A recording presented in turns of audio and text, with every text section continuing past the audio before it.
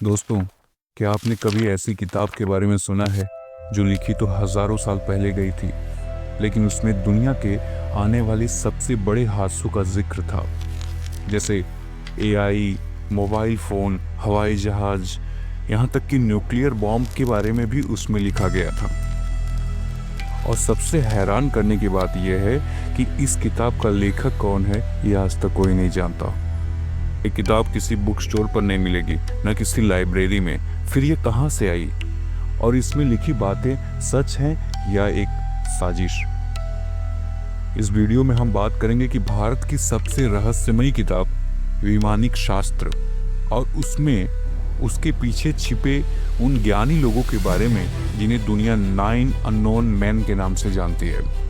तो दोस्तों, शुरू करते हैं इस वीडियो को। सबसे पहले इस किताब यानी वैमानिक शास्त्र का जिक्र 1900 ईस्वी के आसपास होता है, जब एक विद्वान पंडित सुब्बाराव शास्त्री ने इसे लिखने का दावा किया था। उन्होंने कहा था कि यह पूरा ज्ञान उनके पास दिव्य दृष्टि से आया है, यानी किसी अलौकिक शक्ति से उनके दिमाग में सीधे ट्रांसमिट किया गया है। ये बात सुनने में अजीब लगती है, लेकिन जब उन्होंने जो लिखा उसे पढ़ा गया तो सब के सब हैरान रह गए। दोस्तों, वो हैरानी की बात क्या थी, आइए वो भी हम आपको बताते हैं। इस किताब में ऐसे विमानों का जिक्र था जो हवा में 360 डिग्री पर घूम सकते थे, खोजने वाले कैमरे लगा सकते थे और दुश्मन के सिग्नल को जाम कर सकते थे। अब आप सोच रहे होंगे कि ये सब तो आधुनिक फाइटर जेट्स में होता है। बिल्कुल, लेकिन ये लिखा गया था सन 1918 के आसपास, जब दुनिया में भी हवाई जहाज एक नया कॉन्सेप्ट था। ये कहानी इतनी सरल नहीं है दोस्तों। 1974 में Indian institute of science Bangalore ने इस किताब का वैज्ञानिक विश्लेषण किया था। इसके नतीजे में उन्होंने कहा था कि ये वैज्ञानिक दृष्टि से निराधार है। वैज्ञानिकों ने कहा कि ये जो डिजाइन थे वो एरोडायनेमिक के सिद्धांतों के खिलाफ हैं, इनमें उड़ने की क्षमता नहीं है। तो क्या ये सब झूठ था?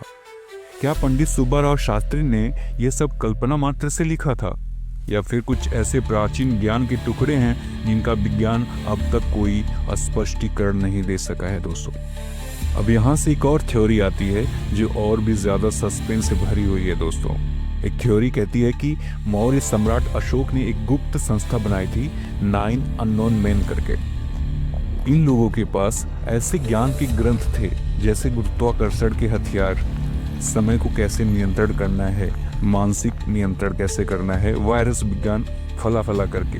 और हर सदस्य सिर्फ एक विषय का विशेषज्ञ होता था, और जब भी कोई सदस्य मरता था तो उसका ज्ञान गुप्त रूप से अगले चुने हुए व्यक्ति को सौंप दिया जाता था। भारत के कई प्राचीन योगी, साधु और वैज्ञानिकों के बारे में कहा जाता था कि वो इस ज्ञान के रक्षक थे, और वैमानिक शास्त्र उन्हीं ग्रंथों में से एक था जो गलती से दुनिया के सामने आ गया था।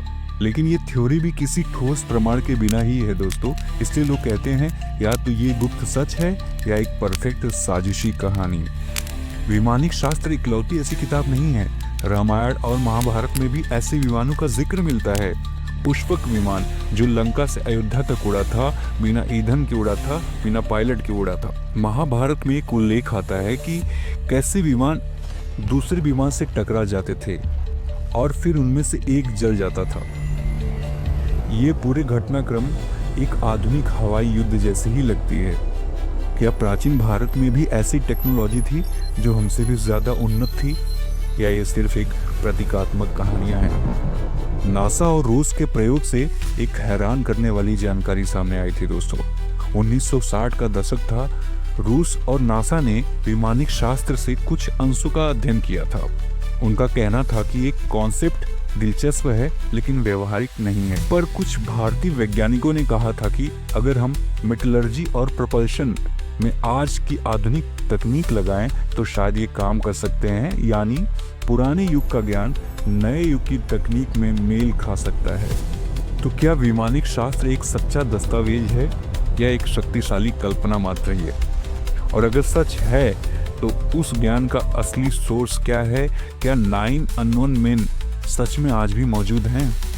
इस सवाल का जवाब शायद हमें कभी न मिले, लेकिन एक बात तय है, भारत की धरती पे हमेशा कुछ ऐसे रहस्य छुपा कर रखे हैं जिसका जवाब विज्ञान भी आज तक नहीं दे पाया है। दोस्तों, आप बताओ, क्या आप मानते हो कि ऐसी गुप्त जानकारी आज भी छिपी हुई है?